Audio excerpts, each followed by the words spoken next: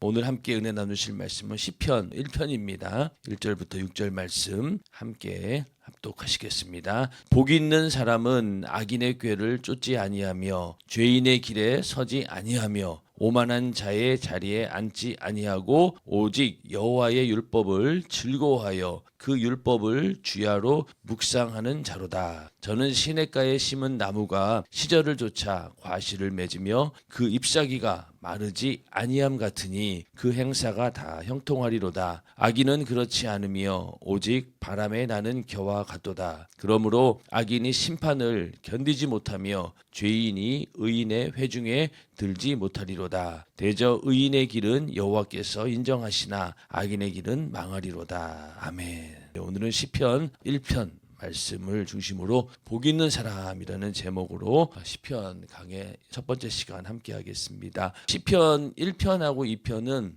서시라고 해서 시편을 시작하는 시가 바로 1편하고 2편입니다. 그리고 1편은 우리가 거의 암송하다시피 너무나 잘 알고 있는 그런 말씀인데, 그 시편 150편을 한마디로 요약하라 그러면은 할렐루야예요. 할렐루야라는 뜻이 뭡니까? 여호와를 찬양하라라는 뜻인데, 하나님을 향한 성도들의 그 찬양과 또 기도와 간증이 섞인 성경이 바로 이 시편입니다. 그래서 모세 시대부터 그러니까 에스라 시대까지 한 1000년의 세월을 두고 많은 사람들이 이 가운데는 이 시편을 직접 지은 저자도 있고, 또 어떤 사람들은 이런 하나님을 찬양하는 노래들을 떠돌아다니는 것들을 다 수집을 해가지고 계속 모아왔던 거예요. 그래서 어떤 시편은 하나님께 예배 드릴 때 쓰는 시편도 있었고, 또 이렇게 순례할 때 먼 길을 가거나 또 예루살렘 성전에 올라가거나 이럴 때 순례용으로 쓰던 그런 시편들을 이렇게 작은 문집으로 계속 엮어왔다가 수세기에 걸쳐가지고 5권으로 엮어지게 되었고, 결국 그 5권을 이제 한 시집으로 엮어가지고 오늘날 이 시편이 탄생이 된 겁니다. 그래서 시편은 5권으로 나누어져 있습니다. 보면은 제1권부터 5권까지가 있는데 1편부터 41편이 1권이고, 또 42부터 72편이 2권이고 73편부터 89편이 3권이고 제4권은 90부터 106편, 그리고 제5권은 107편부터 150편까지 5권으로 나눠져 있습니다. 그래서 총 150편이고, 그래서 그 율법서가 5권이잖아요. 창세기, 출애굽기, 레위기, 민수기, 신명기 이런 것처럼 시편도 5권으로 나누어져 있는데, 창세기에 해당하는 부분이 바로 1권입니다. 시편 1권인데 거기에는 이제 창조와 하나님의 사랑에 대해서, 또 2권은 출애굽기에 해당하는 것처럼 해방과 구속에 대해서, 또 3권은 성소와 예배에 대해서, 그리고 4권은 민수기에 해당하니까 방랑과 고난, 5권은 율법과 찬양, 신명기에 해당하는, 이렇게 율법의 5권과 마찬가지로 시편도 이렇게 5권을 하나님께서 주셨다 이렇게 해서 분류를 합니다. 그리고 저자들도 굉장히 다양하지만은 우리는 다윗이 다 기록한 거 아닌가, 그렇지만은 다윗은 총 73편의 시편을 여기다가 이제 기록하고 있고요. 아삽이 쓴 게 12편, 고라 자손이 10편, 솔로몬이 2편, 모세가 1편, 해만 1편, 에단 1편, 그 외에 작자를 알 수 없는 익명의 시편이 50편에 해당합니다. 다윗은 73편 정도를 기록하고 있는 것이죠. 그래서 그렇게 분류되어 있다. 이런 거는 여러분이 참고로 아시면 돼요. 크게 중요하지 않습니다. 그냥 하나님을 찬양하는 시들을 이렇게 오랫동안 이스라엘 사람들이 모아가지고 책으로 시편으로 한 권으로 만든 것이다. 그래서 이 안에 있는 말씀들이 오늘날 나에게 어떤 영적인 의미를 주고 은혜를 주느냐, 이것이 중요한 것이지 앞에 있는 얘기는 참고로 그냥 아시면 되겠습니다. 그래서 시편 1편하고 2편은 시작에 해당하는 그런 부분입니다. 그래서 오늘은 1편에 관한 말씀을 함께 은혜를 나누고자 합니다. 그래서 이 시편 1편은 한마디로 얘기해서 하나님과 함께하는 삶, 또 하나님을 섬기는 그런 바른 자세, 거기에 따라서 선악의 기준이 결정이 되고, 또 이것이 그냥 이 땅에 살아가는 동안에 단순한 도덕적 윤리적인 그런 문제가 아니라 우리의 영생, 영원한 복과 또 영원한 영벌을 결정하는 유일한 기준이다. 그래서 이렇게 의인과 악인의 실상을 대조하면서 이렇게 극명하게 제시를 해주는 거죠. 그래서 너희가 과연 어떤 사람으로 살아야 될 것인가라고 이렇게 얘기하고 있습니다. 그래서 1절부터 3절까지는 의인의 길에 대해서 얘기를 하고 있죠. 그래서 복받은 사람들은 하나님의 말씀을 따라 살 때 시들지 않고 형통한 삶을 영위하게 된다. 형통이라고 하는 것은 육신에 잘 먹고 잘 사는 그런 형통이 아니라 그 영혼이 잘 되는 것, 구원받는 것, 그것을 말합니다. 1편 1절에 복 있는 사람은 악인의 꾀를 쫓지 아니하며 죄인의 길에 서지 아니하며 오만한 자의 자리에 앉지 아니하고, 우리가 늘 시편 읽을 때마다 은혜 받는 그런 말씀이죠. 하나님 보시기에 정말로 복받은 자들은 바로 어떤 자들이냐? 악인의 꾀를 쫓지 않는다. 여기 보면 그 세 가지의 사람이 나옵니다. 악인이 나오고 그 다음에 어떤 사람이 나옵니까? 죄인이 나오죠. 그리고 또 오만한 자가 나옵니다. 그래서 악인, 죄인, 그리고 오만한 자, 이렇게 세 가지 분류의 사람이 나오는데, 이 악인은 오늘날로 치면은 하나님을 부인하는 불신자들을 말합니다. 그래서 하나님의 언약에 참여하지 못한 자로서 하나님 앞에 여전히 죄의 상태로 있는 그런 사람들이 악인이고, 죄인이라고 하면은 몰라서 또 혹은 고의로 하나님의 말씀에 순종하지 못하는 사람들을 말합니다. 그럼 여기 죄인 가운데는 우리도 포함이 되는 거죠. 우리도 하나님을 섬긴다라고 하면서도 우리가 몰라서 혹은 고의로 죄를 짓고 있기 때문에 그런 죄인들, 그리고 또 오만한 자는 어떤 사람들이냐면은 이렇게 하나님을 믿고 또 그 진실 가운데 거하려고 하는 사람들을 계속해서 그 진실을 파괴하고 더 나아가서는 하나님을 모독하고 회방하는 그런 사람들이 바로 오만한 자입니다. 그래서 이렇게 세 가지 사람들이 있는데 그 묘사의 강도가 점점 높아지죠. 악인보다는 죄인이, 죄인보다는 오만한 자가 더 하나님 보시기에 악한 자들입니다. 그래서 먼저는 이 악인의 꾀를 쫓는다. 여기도 보면 악인, 죄인, 오만한 자가 있으면은 그 다음에 또 뭐가 있냐면은 악인의 꾀, 그리고 죄인의 길, 그리고 오만한 자의 자리, 이렇게 꾀와 길과 자리, 이렇게 또 세 가지가 나눠 있죠. 그래서 악인의 꾀라고 하는 것은요, 그러니까 여기도 보면은 악인의 꾀를 쫓는 거하고 그 다음에 죄인의 길에 서는 거하고 오만한 자의 자리에 앉는 것, 이것이 세 가지가 점진적으로 그 죄악에 물들어가는 그런 상황을 말하고 있습니다. 그래서 악인의 꾀를 좇는다라고 하는 것은요, 이 악인들이 말하는 것을 귀 기울여 듣기 시작한다는 거예요. 자, 죄를 지을 때도 먼저는 누군가가 나에게 그 죄를 지을 만한 그런 거리를 우리에게 들려줍니다. 그렇죠. 듣게 되고 생각하게 되고 받아들이게 되는 그런 단계가 시작이 되는 거죠. 먼저는 악인의 어떤 그런 말, 조언을 따라가는 것, 악한 사람들이 이야기하는 것을 듣기 시작한다는 거예요.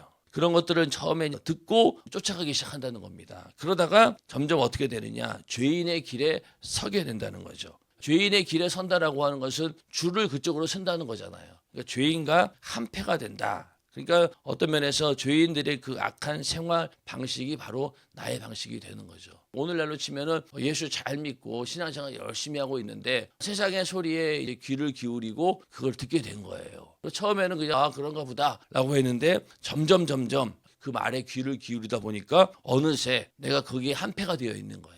그래서 죄인들이 하는 그런 일을 내가 하게 되고 그들이 하고 있는 생활 그대로 닮아가지고 나도 그 방식대로 살아가고 있는 그런 모습들로 발견하게 됩니다. 그러니까 이제 한패가 돼가지고 그 길로 서게 되는 거죠. 그 다음에 이제 오만한 자의 자리에 앉아버립니다. 자, 여기 보면은 쫓다, 그리고 서다, 앉다가 역시 점진적으로 죄악으로 물들어가는 그런 상황인 거예요. 처음에는 그냥 쫓기만 했는데 귀만 들으려고 했는데 점점 행동으로 옮기게 되고 그쪽 편에 완전히 서게 되고 나중에는 앉는다는 건 뭐예요? 앉아가지고 서로 대화하면서 완전히 하나가 된다, 동화된다라는 것을 의미합니다. 그래서 오만한 자들과 함께 공모하고 그들과 완전히 동화되는 것. 그래서 거기까지가 죄의 절정인 거죠. 그래서 오만한 자의 자리에 앉는다 라고 하는 것이 이게 보면 이제는 마지막 악한 자로서 행동이 되는 겁니다. 그래서 하나님 대신에 이런 믿지 않는 자들의 그런 이야기를 듣고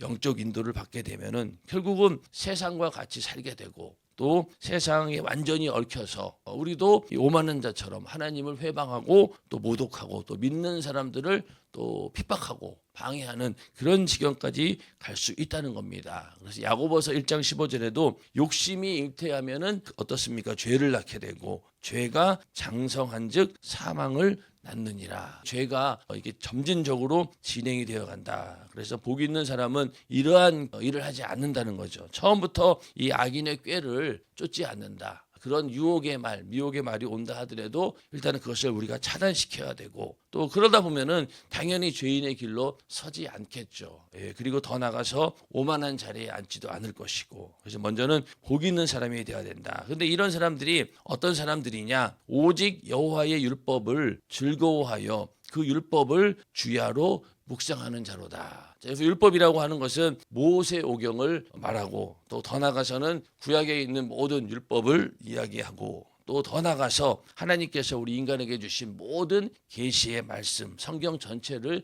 의미합니다. 율법에 관한 이야기는 이 시편에 엄청 많이 나오죠. 율법. 그래서 이 시편을 율법의 시, 토라의 시다 이렇게도 얘기를 합니다. 그 정도로 율법에 대해서 엄청나게 강조를 합니다. 왜냐하면 이 당시 시편을 기록했을 당시에는 성경이라고 하는 것이 뭐가 있었겠어요. 모세오경이 가장 중심이 됩니다. 그 성경밖에는 없는 거예요. 그러니까 이 율법에 대해서 다 얘기를 하고 있는데 그러나 그 율법은 그 이상 하나님 말씀 전체를 이야기하고 있다. 이렇게 우리가 생각하고 이 복 있는 자는 율법을 즐거워한다는 거예요. 하나님 말씀을 너무 즐거워해서 그 율법을 주야로 묵상하는 자로다. 이렇게 말씀을 하고 있죠. 우리도 과연 하나님 말씀을 이렇게 즐거워하면서 그 하나님 말씀을 주야로 묵상하는가라고 잘 생각해 보셔야 됩니다. 우리가 예배 드리는 것도 이렇게 정기적으로 하나님 말씀을 듣고 우리 은혜를 받으려고 하는 것이죠. 그래서 의인은 하나님 말씀을 묵상하는 것을 좋아한다. 여기서 율법을 즐거워한다는 것은요. 이것이 기쁨 자체가 되고 이 마음이 온통 한 곳에 쏠려 있는 그런 상태가 바로 즐거워하는 겁니다. 그래서 시편 19편 7절부터 10절에 보면은요. 여호와의 율법은 완전하여 영혼을 소성시키며 여호와의 증거는 확실하여 우둔한 자를 지혜롭게 하며 또 여호와의 교훈은 정직하여 마음을 기쁘게 하고 여호와의 계명은 순결하여 눈을 밝게 하시도다. 또 여호와를 경외하는 도는 정결하여 영원까지 이르고 여호와의 법도 진실하여 닿으니 금 곧 많은 순금보다 더 사모할 것이며 꿀과 송이꿀보다 더 달도다. 이렇게 말씀하고 있죠. 엄청 단 게 꿀이죠. 이 말씀을 듣고 접할 때마다 이렇게 꿀송이보다도 더 달다. 이렇게 시편 기자는 고백을 하고 있습니다. 근데 과연 우리는 하나님 말씀을 이렇게 듣거나 접하면서 이게 너무나 맛있다. 너무나 달다. 이럴 때가 얼마나 있었던가 잘 생각해 보시길 바랍니다. 근데 우리가 가장 염려해야 되는 부분은 내가 듣기 좋은 말은 그냥 꿀송이처럼 단데 어떤 말씀은 또 꿀송이처럼 달지만은 않고 오히려 쓴맛도 있죠. 쓴맛도 있습니다.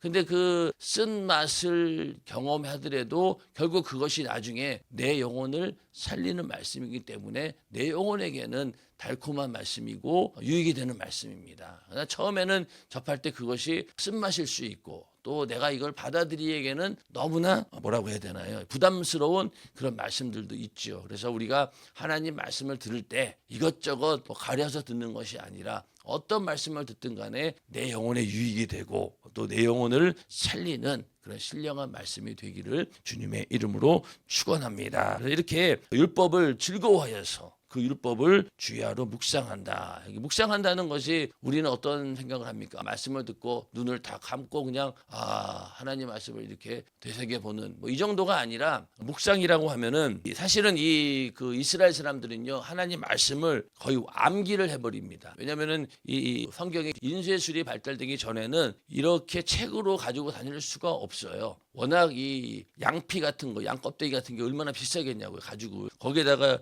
이렇게 글을 기록해 놓아야 되는데 그거를 보통 사람들이 가지고 다닐 수가 있나요? 부피도 크고 또 그렇게 살 수도 없고 그러니까 어떻습니까? 누군가가 읽어주는 것을 귀로 듣고 달달달 외워버리는 거죠. 만약에 우리도 이 성경책이 없으면은요 아마 다 외우고 다닐걸요. 인간은 원래 그렇습니다. 여러분들 예전에 휴대폰 있기 전에는 어땠어요?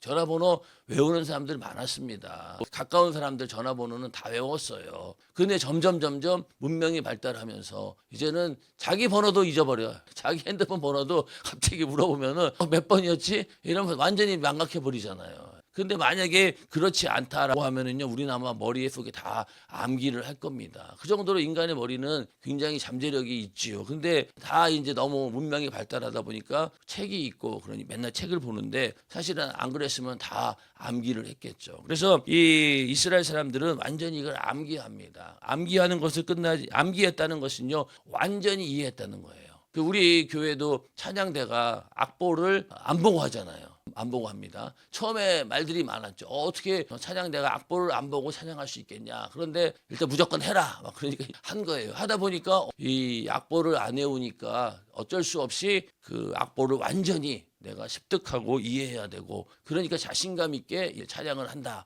그런 의도대로 이제 된 거예요. 그런 것처럼 이 하나님 말씀을 묵상하는 것도 완전히 나의 말씀으로 이해하고 그걸로 끝나지 않죠. 그 묵상한다는 것은 그거를 놓고 계속 기도를 합니다. 그 말씀을 붙들고 기도를 하게 되다 보면은 나중에 가서는 어때요? 나에게 적용되는, 나에게 하시는 말씀으로 이게 다가오게 됩니다. 그래서 그 말씀이 마치 살아 움직이는 그런 말씀처럼 나에게 다가와서 나에게 회개를 촉구하고 또 나의 무지한 것을 깨닫게 만들고, 그렇게 해서 내가 완전히 하나님 말씀 앞에 이렇게 무너지는 모습을 발견하게 되고, 결국 또 이제 어떻습니까? 이제는 내가 하나님 말씀대로 살아야 되겠다라는 그런 믿음의 행동, 실천까지 나오게 되는 것이죠. 그래서 묵상한다는 것이요, 그냥 머릿속으로 눈 감고 그냥 생각하는 정도의 수준이 아니라 이렇게 완전히 기도해서 내 것으로 만들고 또 그 결과 행동으로 행하는 믿음으로 나타날 때까지가 바로 묵상입니다. 이렇게 하나님 말씀을 묵상하는 사람들은 아까 우리가 읽었던 악인이나 또 그리고 죄인, 오만한 자의 자리에 가지 않겠죠. 이 말씀이 전부 다 그렇게 가지 않도록, 사로잡히지 않도록 막아준다는 겁니다. 그래서 항상 우리는 하나님 말씀을 묵상하되 즐거운 마음으로 하나님 말씀을 내 것으로 만들어서 그 말씀대로 살아가는 우리 모두가 되기를 주의 이름으로 축원합니다. 그러면서 3절에 가서 저는 시냇가에 심은 나무가 시절을 쫓아 과실을 맺으며 그 잎사귀가 마르지 아니함 같으니 그 행사가 다 형통하리로다. 나무에 관한 얘기가 나옵니다. 나무에 관한 얘기가 나오는데 이 나무는 한마디로 얘기해서 형통하고 열매를 맺는 하나님의 그 은혜 안에서 그런 삶을 살아가고 있는 사람을 말하는 거죠. 여기 보면은 이 나무가 그냥 나무가 아니라 시냇가에 심은 나무다. 이 시냇가에 심겨졌다라고 하는 것은요, 항상 물이 공급되어지는 곳에 심겨졌다는 거예요. 이 팔레스타인 지역에는 물이 워낙 귀하기 때문에 어떤 나무는 물이 없어가지고 말라 비틀어 가는데 이 나무는 물이 항상 공급되는 그런 곳에 심겨졌다는 거예요. 그래서 시냇가에 심은 나무다. 이 나무도 자기의 의지와는 상관없이 그냥 숲에서 임으로 자라나는 나무도 있잖아요. 그런데 여기서 말하는 나무는 어떤 사람이 조경사나 정원사가 의도적으로 그 나무를 취해서 심은 거예요. 그러니까 오늘날 우리 인생도 어떻습니까? 하나님께서 우리를 선택하셨고 하나님의 어떤 목적과 계획이 있고 그러한 그 목적과 계획 가운데 우리의 삶을 이렇게 인도하시잖아요. 그러니까 우리는 그냥 우연히 생긴 게 아니죠. 분명히 하나님께서 선택하셨고 확실한 목적과 계획이 있고 그렇게 해서 우리를 이 땅에 보내주신 겁니다. 그렇지 않습니까? 그러니까 여기 있는 나무도 그냥 막 자연적으로 생긴 나무가 아니라 바로 누군가에 의해서 의도를 가지고 심은 그런 나무라는 거예요. 그런 나무가 시절을 쫓아 과실을 맺는다. 이 계속해서 물이 공급되다 보니까 점점 열매를 맺게 된다라는 그런 말씀인데 여기서 물은 하나님 말씀이 되겠죠. 그래서 물이 나무를 잘 자라나게 하듯이 하나님 말씀이 우리 영혼을 살리고 영적으로 성장하게 만들어줍니다. 그래서 우리 항상 하나님 말씀을 읽고 듣고 또 설교를 통해서 하나님 말씀을 사모하는 것도 바로 그 생명을 공급받기 위함이죠. 그래서 고린도전서 3장 6절에 나는 심었고 아볼로는 물을 주었으되 오직 하나님께서 자라나게 하셨으니. 그래서 말씀을 듣고 우리가 무럭무럭 잘 자라나야 됩니다. 자라나야 됩니다. 근데 이제 말씀을 아무리 들어도 그냥 그 말씀은 들은 걸로 끝나버리고 더 이상 성장하지 않는다라고 하면은 뭐가 문제가 있는 것이죠. 뭐가 문제가 있는 거죠. 그래서 항상 우리는 하나님 말씀을 들으면은 이렇게 영적으로 자라서 열매를 맺는 그런 삶을 살아야 됩니다. 그래서 그 열매 가운데 성령의 열매도 있고 또 이렇게 하나님 말씀 안에 있으면 여러 열매를 맺게 되는데 이 하나님을 이렇게 경외하고 하나님 말씀대로 이렇게 살다 보면은 제일 먼저 풍요로울 때는 어떤 열매가 맺혀집니까? 풍요해요. 나에게 주어진 모든 게 너무 풍요할 때 뭐가 나옵니까? 감사가 나오죠. 그래서 우리가 풍요로울 때는 감사의 열매를 맺게 되고 또 의심이 생기거나 불안할 때는 기도하면 또 어떤 하나님께서 은혜를 주십니까? 믿음의 열매를 또 주셔요.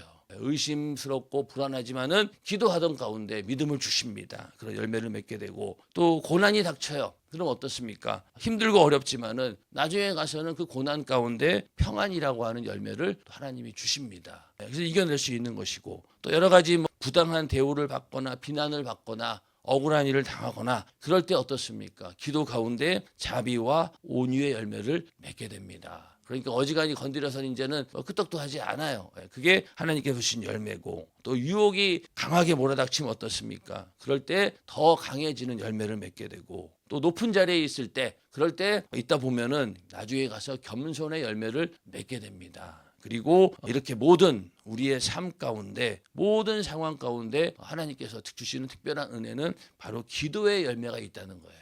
자, 지금까지 풍요로울 때라든가 모든 상황 가운데서 항상 우리가 하는 일이 뭡니까? 기도하잖아요. 나는 안 되니까 어떤 이 문제를 해결하기 위해서 기도하다 보니까 감사의 열매, 믿음의 열매, 평안, 자비, 온유, 강함, 겸손 이런 열매들을 쭉 맺게 된다는 거예요. 그래서 우리가 예수 믿는 자로서 가장 큰 축복은 기도에서 이런 열매를 맺을 수 있다라고 하는 것이 우리에게 주어진 가장 큰 복인 줄로 인정하시기를 주님의 이름으로 축원합니다. 잎사귀가 마르지 않는다는 거예요. 그래서 나무가 생존하는 것 그 이상으로 점점 잎이 풍성해지고 열매를 맺는 그런 풍요로움으로 점점 번성한다라는 그런 얘기죠. 그리고 4절부터 오는 이제 반대로 이 악인의 길은 어떠하냐? 악인은 그렇지 않으며 오직 바람에 나는 겨와 같도다. 이 바람에 나는 겨는 어떤 상황이냐면 이 추수할 때 먼저는 이 밀을 수확해가지고 껍질과 분리시키기 위해서 타작매를 통해서 완전히 분쇄를 시켜요. 그러면 이제 밀껍질이 다 깨지게 됩니다. 그러면 이제 그 분쇄된 그 가루를 통풍이 잘 되는 곳에서 이제 공중에 휙 던져요. 그럼 어떻게 될까요? 껍데기는 다 날아갑니다. 다 날아가 버리고 무거운 알곡만 땅에 떨어지는 거예요. 그렇게 해서 분류를 합니다. 그러니까 이 타작할 때 공중에 던져가지고 날리는 게 바로 이 작은 겨들이죠. 이게 바로 이 악인의 길이 그렇다는 거예요. 악인의 길이 그렇다는데 한마디로 얘기해서 빈 껍질인 거죠. 아까 의인은 뭐라고 했어요? 나무는 나무고 물이 잘 공급되어 가지고 잎도 무성해지고 열매를 맺는 그런 알찬 나무라고 한다면은 악인은 어떠냐? 빈 껍질이라는 거예요. 열매는커녕 뿌리도 없죠. 그러니까 날려버리면 끝나는 거예요.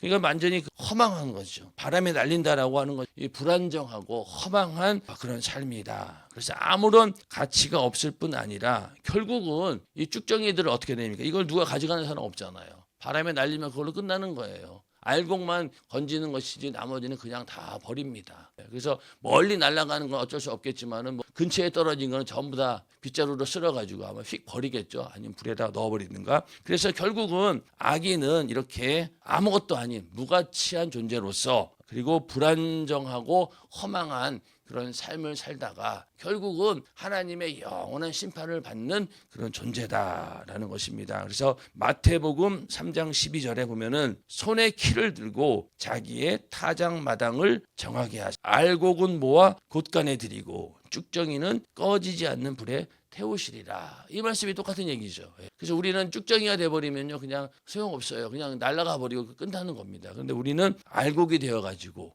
그 알곡 가운데서도 끝까지 살아남아가지고 이 곳간에 들어가야 됩니다. 안 그러면은 이 알곡이라 할지라도 중간에 떨어져서 새가 주워 먹을 수 있어요. 그러니까 우리는 끝까지 알곡이 돼야 되는 거죠. 이게 마지막 때에 우리가 잘 알곡으로 수확까지 됐는데 거기서 만약에 잘못해가지고 떨어져가지고 그런다면 안 되잖아요. 알곡은 반드시 곡간까지 다 들어가야 됩니다. 그런데 나머지 쭉정이들은 전부 다 꺼지지 않는 불에 태우신다라고 했습니다. 그래서 악인의 최후가 그렇다는 거예요. 무가치하고 그리고 허망하고 결국은 완전히 제거되어 버리는 존재가 바로 악인이다. 그러면서 5절에 가서 그러므로 악인이 심판을 견디지 못하며 죄인이 의인의 회중에 들지 못하리라. 당연한 얘기죠. 완전히 분리돼 버리고 최후의 심판을 받게 됩니다. 그래서 예수님께서도 양과 염소가 분리될 것이고 또 알곡과 가라지가 분리된다 이렇게 분명히 말씀을 하고 있는 것이죠. 그래서 6절에 가서 대저 의인의 길은 여호와께서 인정하시나 악인의 길은 망하리로다 이렇게 말씀하고 있는데 여기서 여호와께서 인정하신다라는 말은 하나님께서 아신다라는 말이에요. 근데 안다라고 하는 말이 그냥 지식적으로 아는 것이 아니라 여기서 인정하시고 안다라고 하는 것은 깊은 관심과 애정을 가지고 보살피며 인도해 주는 것. 이것이 바로 인정하신다라는 뜻입니다. 인정하신다. 근데 이 인정하다의 반대말이 뭐냐면은 이 망하다, 망하리로다예요. 그러니까 의인의 길은 여호와께서 인정하신다. 관심을 가지고 애정을 가지고 보살피며 인도해 주는 게 바로 구원의 길인 것이고 그렇지 않는 악인의 길은 뭐라고요? 망한다는 거예요. 하나님의 도움이나 은혜가 없기 때문에 결국은 망한다는 겁니다. 여호와께서 인정하신다라고 하는 것은요. 구원을 염두에 두고 하시는 그런 인정인 거예요. 우리를 인정하는데 바로 우리를 구원해 주시는 그것을 말하는 겁니다. 그러나 반대는 망하게 되어 있다는 거죠. 그래서 이렇게 의인과 악인에 관한 이야기를 시편 1편에서 얘기를 하고 있는데 결국은 이게 시편 전체의 그런 내용이기도 합니다. 시편 전체가 다 이러한 흐름으로 되어 있다는 거예요. 그래서 우리 이 땅에 살면서 하나님의 말씀대로 살아가다 보면은 여러 가지 이렇게 반대되는 그런 상황에 닥칠 때가 많을 것이다. 나는 하나님 말씀대로 살고 싶으나 그렇지 못할 때가 많고 또 우리를 어떻게든 죄짓게 만들어서 하나님 말씀대로 살지 못하게 방해하는 이런 악한 역사가 있기 때문에 그럴 때마다 너희가 하나님 말씀을 묵상하면서 그 가운데서 정확히 우리가 어디로 가야 될지 또 어떻게 해야 될지 그런 방향과 확신을 발견하고 그렇게 하다 보면은 결국에 가서는 언젠가 하나님께서 이 세상을 심판하시고 또 우리가 지금까지 행했던 모든 일들이 정당하다라는 것을 입증해 주는 그날이 오게 될 것이다. 소망을 가지고 너희가 잘 견뎌내라 이런 의미에서 시편을 기록한 것입니다. 그래서 오늘 시편 1편은 서론에 해당하는 부분이고 또 시편 전체의 내용을 압축해서 얘기한 말씀이기도 합니다. 오늘 말씀을 잘 기억하면서 복 있는 사람으로서 하나님 말씀을 항상 즐거워하며 그 말씀을 묵상하여서 내 것으로 만드는 우리 모두가 되길. 그래서 하나님이 원하시는 의인의 길로 가서 하나님이 주시는 신령한 복을 다 내 것으로 받아 누리는 복된 삶이 되기를 주님의 이름으로 축원합니다.